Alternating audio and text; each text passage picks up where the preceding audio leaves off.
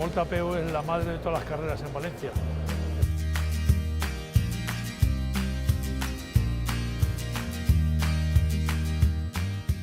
Pero de alguna manera solamente de ver el ambiente que hay ese domingo por la mañana en la Alameda, ya con todo te hace, digamos, la ilusión por seguir disfrutando de este magnífico deporte es, yo diría, muy importante.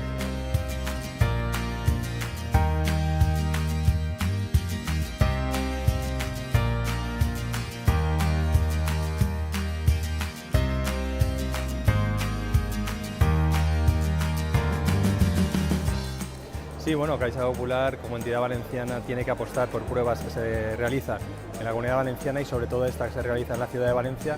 Pensamos que es una prueba que merece la ciudad de Valencia, es una prueba muy importante, que lleva muchos años además, que ya es tradición y que es una prueba social, inclusiva y que tenemos que estar a muerte con la Volta a Peu.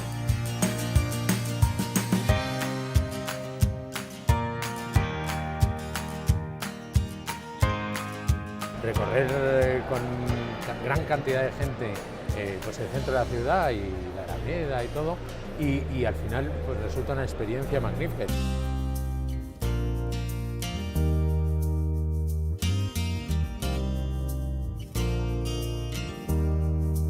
En esta carrera más del 51% son mujeres, así que invitar a todo el mundo a que se anime, que participe en familia, con amigas y a llenar las calles de la ciudad de corredores y corredoras.